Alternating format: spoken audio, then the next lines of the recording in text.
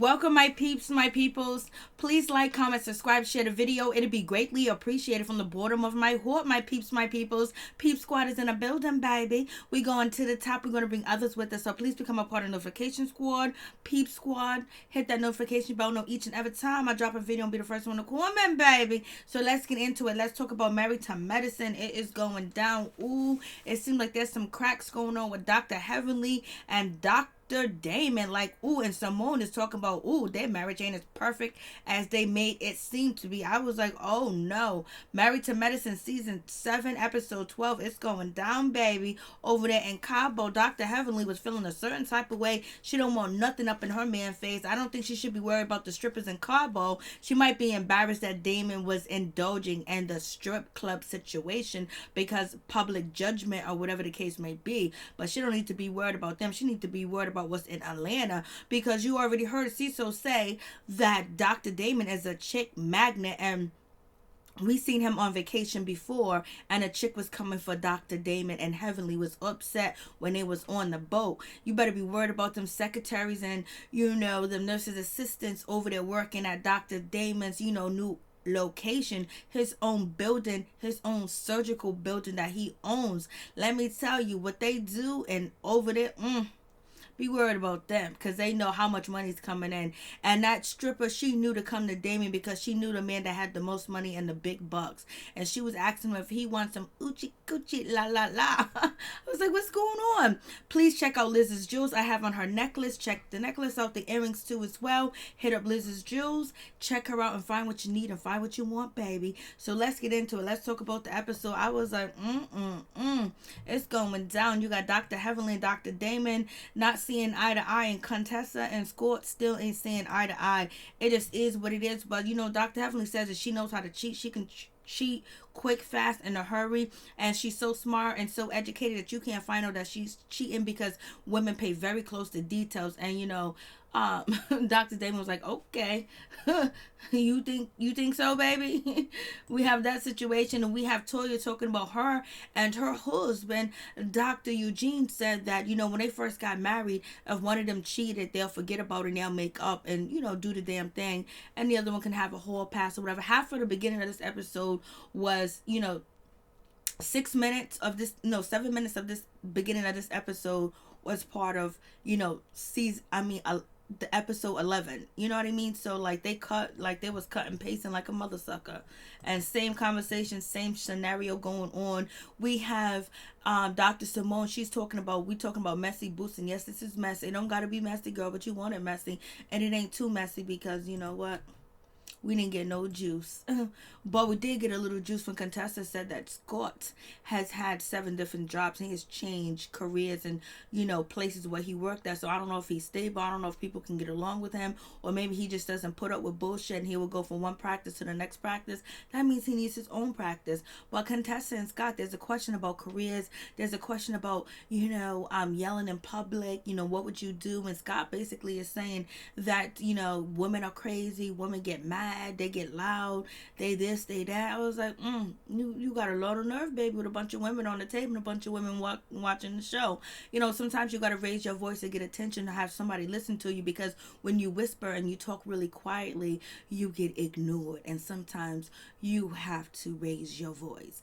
And they were talking about raising your voice in public. Contessa said, just walk away. But Scott is talking about, women, even when they not angry, they loud and they yelling. I was like, damn, Scott, this is how you feel? Excuse me. This is how you think, baby? And Contessa's just looking. And it seems like Scott is not feeling being yelled at all, point blank, period. And he doesn't like loudness, and he doesn't like people with a big mouth. Then I guess he doesn't like Dr. Heavenly or Dr. Simone. What's going on? Or Claude every now and then.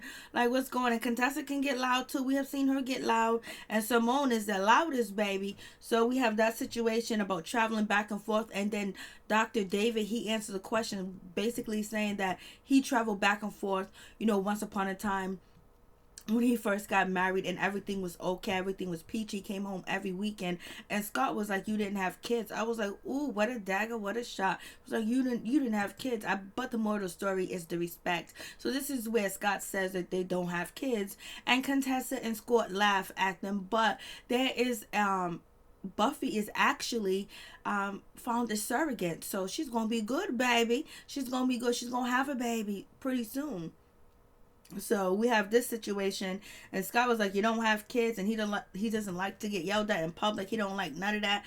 Dr. Heavenly's looking at him. Everybody's like, Scott needs to keep his mouth closed and be quiet. He's saying too much and doing too much, and he's showing his true colors, how he be feeling, how he doesn't want to be chastised or basically be approached, but he just doesn't want to be yelled at in public. And Contessa said, "I will walk away from him and let him look ignorant if he's out there yelling in public," and that's how she feels. I don't know if he actually yelled at her in public and she walked away, and she left him looking like that, because she goes, "I would walk away if I was yelled at," and it almost seemed like she said, "I walked away, and let him sit there and be yelling and look crazy on his own damn time." So they got something going on with their situation. And then we bring up the same thing with the career situation. Dr. Damon is talking about supporting your wife, whatever you do, which was talked about on last episode, about he would support Heavenly if she changed and she didn't want to be a dentist anymore. She didn't want to be in dentistry anymore.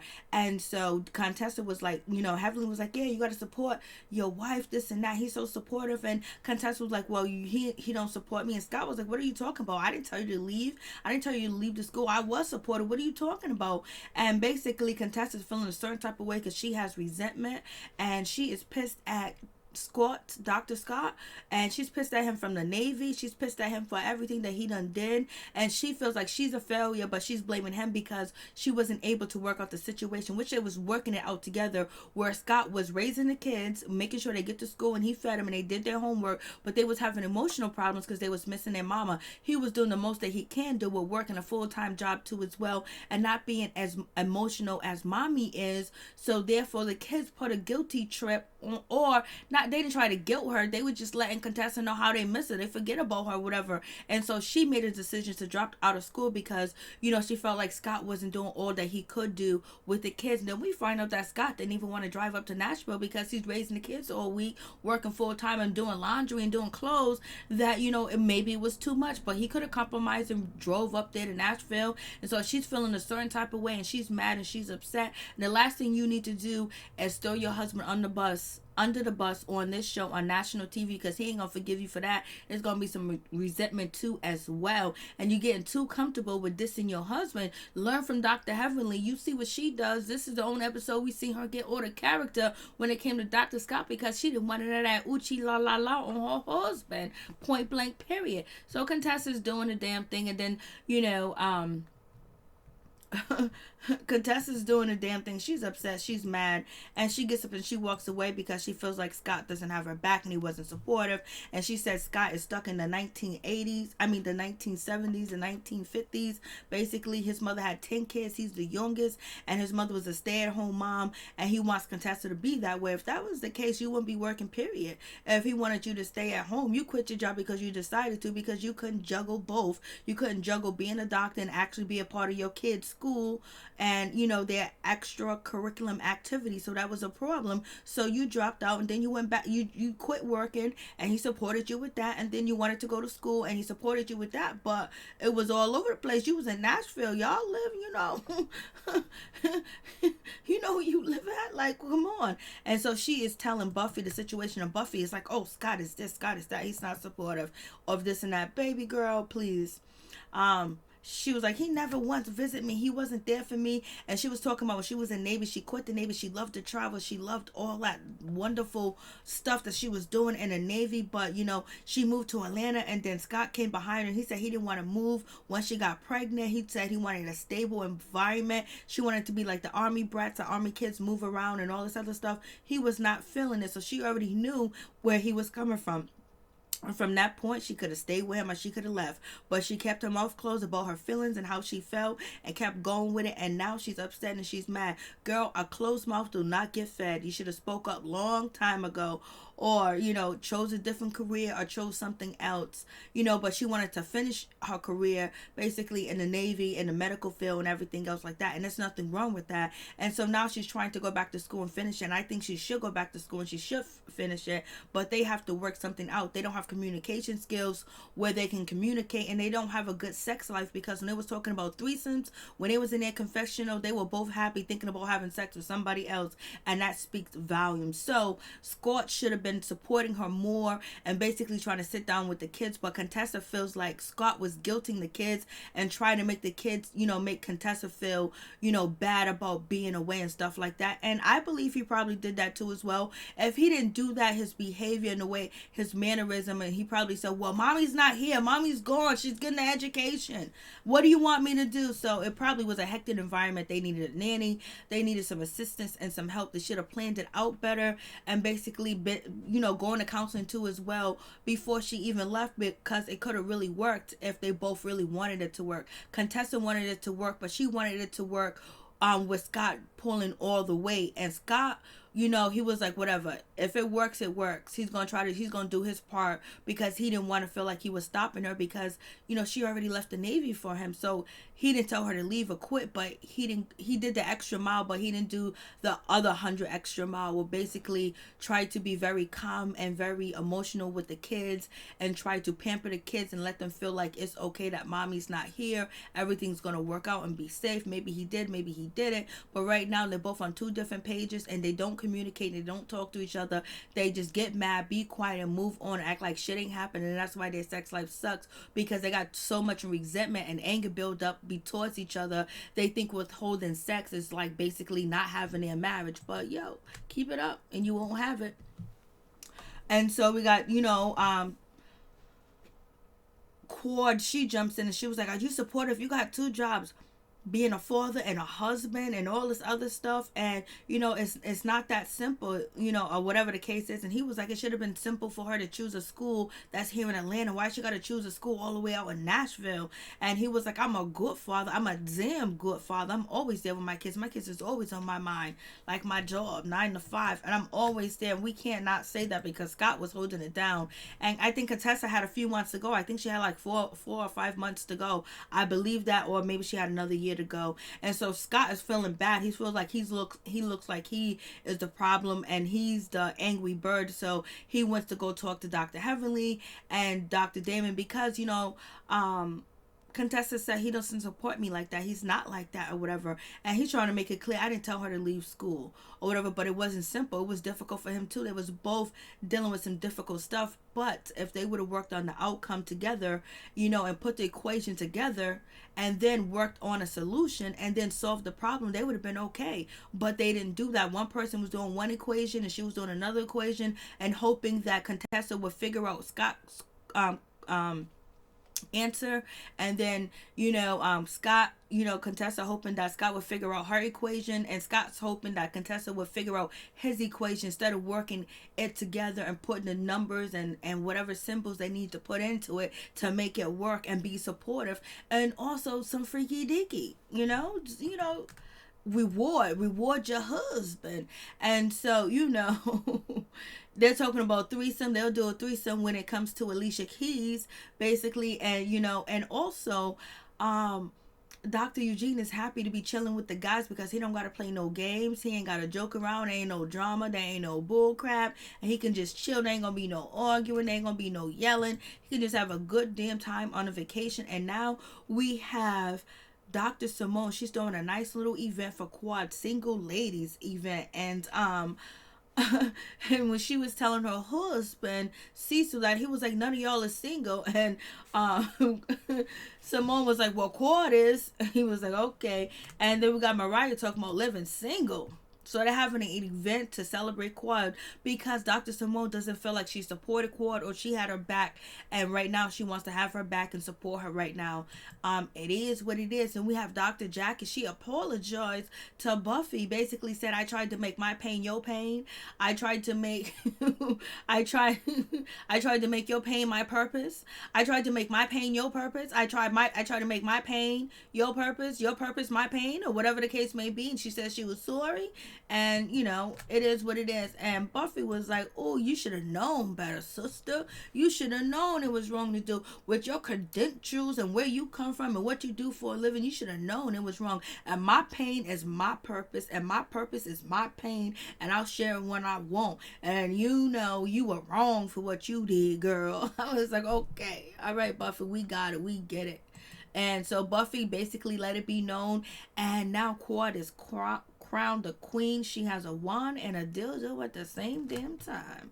So it is what it is. And Mariah said if this was single ladies, she would be Queen Latifah, and Quad would be, from 227, Miss Pearl. I was like, ooh, Mariah, you reading and dissing, girl. Oh, Lord. And she was talking about, Quad's crown. Like, you trying to be like me. I'm the only queen. I'm the queen with the crown. I was like, then they talked about, Quad's crown, that it wasn't all that put together, wasn't all that pretty, baby. So it is what it is with that situation. But Mariah had to throw a little shade. And so they're talking about threesomes and answering the questions about threesome. Scott and Contessa hasn't smiled since last episode in their confessional when they talked about threesomes and somebody else. He was looking like, yeah, can I get some? And she was like, ooh. they feeling it. They need some. And right now Cecil and Simone are playing around. Oh no, we only had a threesome with our dog. Okay. And Mariah is shading, saying, oh no, it wasn't me, baby. Wrong couple. Y'all foul. And so the guys get to a strip club. The one of the waiters at the strip club had to tell them to sit down, especially Aiden. Aiden was out of place. He didn't want to be there. He already knew it was a trouble. He done already cheated on Mariah, and he ain't trying to get caught up in no type of situation, point blank, period. Cecil is having a good time. Curtis is having the most fun. He is making it rain. He's throwing money. He's cheesing. He's doing the whole 9 yards. He's having a ball. The strippers are over there doing the thing, and they are in a maze. Ooh, Lord. And then, the ladies come right to Damon because they come right to money. They know money. They smell money. They know what money is. And they know he got all the money, baby. He's a surgeon. And so all the producers set the situation up to make Dr. Heavily, come out of her shell and talk about her husband and talk about her feelings. This could be all set up where they told the dancer to tell, Dr. Damon, like, hey, you want to have, nookie, ookie. And he was like, he couldn't. I mean, they came right to him and asked him if he wanted, and she called him Poppy. He goes, I ain't Poppy, I am Daddy, baby. Call me Daddy. Oh, and she had the boobies. She had the she had her hiney all up in his face. And now we playing this game of, snag, marry, kill. But Dr. Heavily said change it. Mariah came up with choke. So it is what it is with this situation. And Cord, Dr. Simone asked her, who would you marry? And Dr. Heavily said, Common. He already been on Sister Circle. She already had sex with him. I was like, ooh, you threw her business out there in the streets like that, telling on her, letting us know her business in front of people she don't get along with. Ooh, Dr. Heavily, you is wrong telling her business. And Dr. Heavily got in her confessionals and she laughed about it. She didn't say she was sorry. She said, ooh, was I not supposed to share that? Was I supposed to get permission? And Quad said, that is not true. He has a girlfriend. But Quad said, she'll marry... I don't know who Quad said she'll marry. Whatever. And so we get to the stripping situation, and now it's the day after the club. Dr. Damon was getting it in. Cecil kind of backed away a little bit. Dr. Aiden was acting like he had nothing to do with it. But Dr. Damon and Cecil was having a good old time. They was having party. They was having fun. They was enjoying themselves. It is what it was. Curtis, touched the ladies here or there. He got a little bit of enjoyment. Then he ran to the corner. Dr. Aiden just looked at everybody like, y'all crazy. So we have that situation. I was like, oh no. And we have Toya and Eugene laughing about the situation, talking about it is what it is. Dr. Heavenly had a man pick her up, so it is what it is. And so they even. And he got strippers last night. You know, Cecil was like, the ladies just keep coming to Dr. Damon. They like him. Ooh, Lord. And it was funny when Dr. Simone says that she'll hang with Snoop Dogg. And Dr. Heavenly says she gonna marry Jesus. Okay. And she likes Terrence Howard. I was like, Terrence Howard. And and Contessa wants Will Smith. Lord have mercy. She wants her some Will Smith. Oh, Lord. And so Curtis still won't tell the truth that he went to the strip club. He ain't running his mouth, but his wife know. Then we get down to Damon. Damon get woke up out of his sleep. Dr. Heavenly know what was going on. What would you do? You came home too late. He said we went to a strip club. And whatever. She said, did you see booty? Did you see this? Did you see areolas? What was going on? Like, oh my goodness. And this and that. You know, Dr. Damon was like, I love you. I respect you. I do everything you tell me to do. I treat you like a upstanding citizen. Come on, buddy. Buddy, why you getting so mad? It was just a dance. It wasn't like I was cheating on you. And she said, you had a booty in your face? Oh no. And Dr. Heavenly, she's upset. She's mad at Dr. Damon. She's pissed off. She can't believe it. She thinks it's disrespectful. And plus she feels embarrassed because Dr. Damon's supposed to be different from all the other ladies. Because you heard, you know, Dr. Heavenly says she's gonna marry Jesus. So, you know, so he can't get a word. And you know, Heavenly was about to start crying. She was like, was she doing this? Was she doing that? Did you enjoy it? She felt a certain type of way. She felt embarrassed too as well. And she felt like her insecurities are having her husband. She must know that her husband is prime rib and everybody want a bite of him. He is filet mignon. They want some of that filet. They want some of that lobster, baby. He got it going on when it comes to it because the ladies do be coming towards, you know, Dr. Damon. So she's feeling a certain type of way and she don't like it because she don't want other ladies to be gossiping and people be pointing the finger at her talking about her husband ain't no different. And she was like, I don't like that. Maybe the other husbands can do it, but not you, baby. And he goes, I love you, baby. I do everything. She goes, I don't want to talk about this conversation. I don't want to talk about this no more. He was like, you look good, buddy. And she goes, oh, but she looked effing better. I was like, ooh, she is mad.